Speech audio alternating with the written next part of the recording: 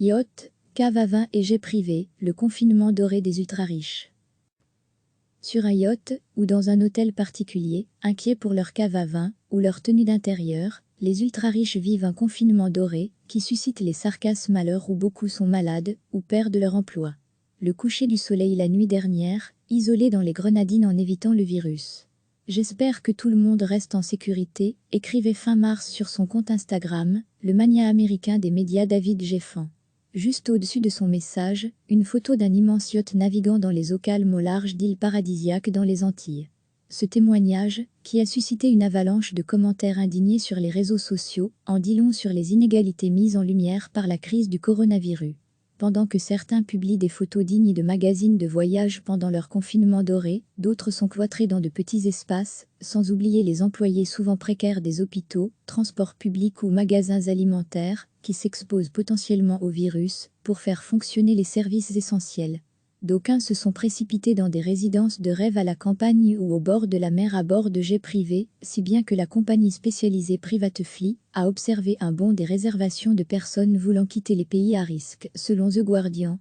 D'autres choisissent carrément d'investir dans des abris souterrains, comme le raconte au Los Angeles Times, la société texane Rising Guest Bunker, dont le téléphone ne cesse de sonner. Son modèle aristocrate propose pour 8,35 millions de dollars, une salle de sport, un sauna, une piscine, un jacuzzi, un jardin sous serre et un garage. Une fois que les plus fortunés ont trouvé leur lieu de confinement, ils doivent se mettre aux tâches quotidiennes, qui tournent parfois au casse-tête.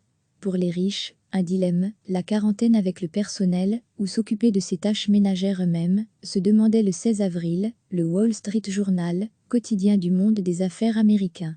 Et l'article de citer l'exemple d'un responsable d'une société financière new-yorkaise qui se retrouve à appeler son agence de gestion du personnel parce qu'il n'arrivait pas à enlever le sac de son aspirateur. Autospan littéralement comment dépenser, le supplément hebdomadaire sur papier glacé du vénérable Financial Times, se fait un devoir de penser à tous les problèmes rencontrés par ses lecteurs les moins dans le besoin. Il s'intéresse notamment à ce marchand de vin réputé londonien Berry Bros et Rude, qui a écoulé tous ses plus fins vins de Bordeaux, à 150 livres l'unité. Quand le confinement a démarré, j'ai ouvert quelques-unes de mes meilleures bouteilles, comme si le monde allait finir, explique au magazine une personne confinée en Provence. Certains en profitent même, pour refaire à neuf leur cave à vin, comme en témoigne l'activité record de Spiral Cellar, dans le quartier résidentiel chic de Wimbledon dans le sud de Londres. Et le magazine appelle ses lecteurs à ne pas négliger leur tenue d'intérieur, recommandant les robes de chambre les plus luxueuses, de Dolce et Gabbana, ou de l'enseigne londonienne Hamilton.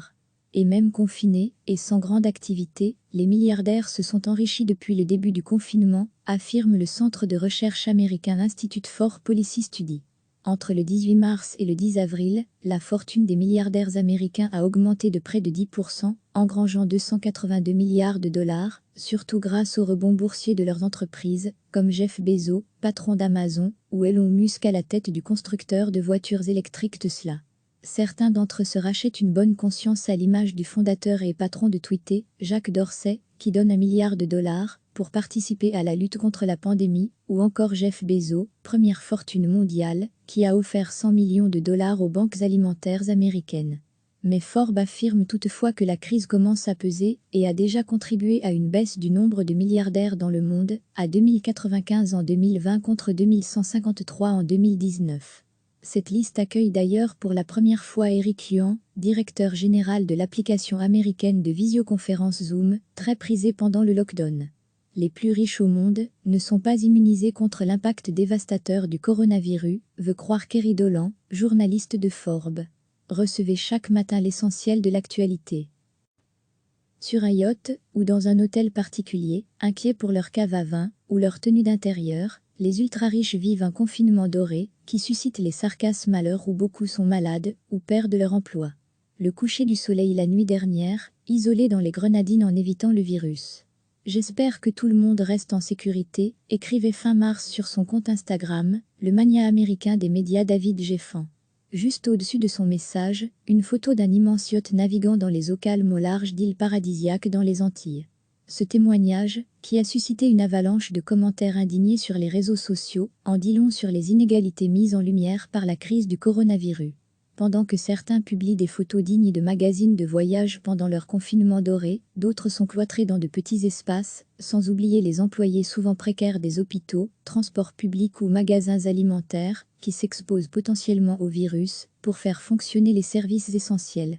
D'aucuns se sont précipités dans des résidences de rêve à la campagne ou au bord de la mer à bord de jets privés, si bien que la compagnie spécialisée Privatefly a observé un bond des réservations de personnes voulant quitter les pays à risque, selon The Guardian.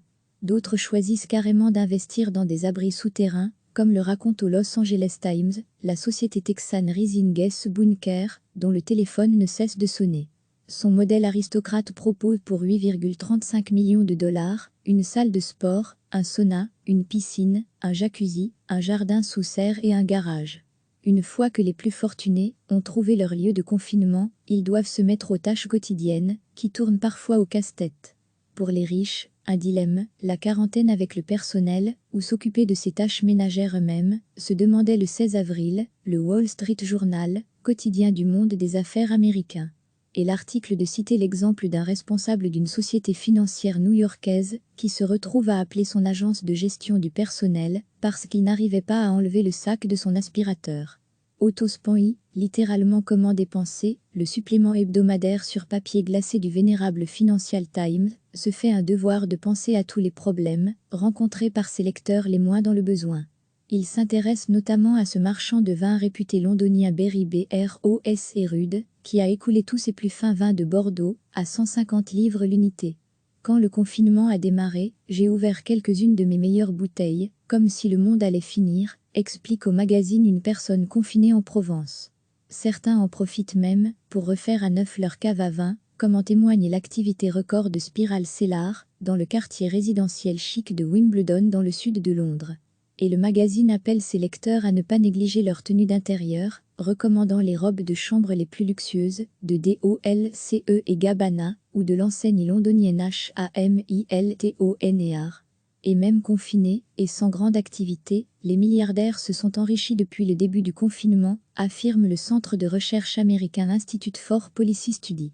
Entre le 18 mars et le 10 avril, la fortune des milliardaires américains a augmenté de près de 10%, engrangeant 282 milliards de dollars, surtout grâce au rebond boursier de leurs entreprises, comme Jeff Bezos, patron d'Amazon, ou Elon Musk à la tête du constructeur de voitures électriques Tesla. Certains d'entre eux se rachètent une bonne conscience à l'image du fondateur et patron de Twitter, Jack Dorsey, qui donne $1 milliard pour participer à la lutte contre la pandémie, ou encore Jeff Bezos, première fortune mondiale, qui a offert 100 millions de dollars aux banques alimentaires américaines. Mais Forbes affirme toutefois que la crise commence à peser et a déjà contribué à une baisse du nombre de milliardaires dans le monde, à 2095 en 2020 contre 2153 en 2019. Cette liste accueille d'ailleurs pour la première fois Eric Yuan, directeur général de l'application américaine de visioconférence Zoom, très prisée pendant le lockdown. Les plus riches au monde ne sont pas immunisés contre l'impact dévastateur du coronavirus, veut croire Kerry Dolan, journaliste de Forbes. Cliquez sur s'abonner pour recevoir les dernières nouvelles.